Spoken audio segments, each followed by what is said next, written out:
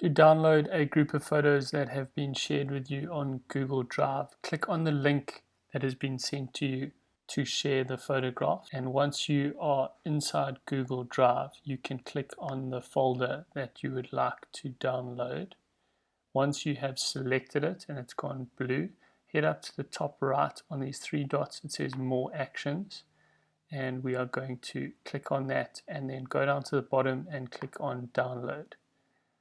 This pop-up will come up saying preparing download, and it's zipping the file. Once that file is finished zipping, there it is, finished there. The download should pop up in the bottom left of your screen. You get a green tick to say that the file has been zipped and the download is started. So this is going to download all the photos that are in that folder. Once it is finished and completed, you can double click on it.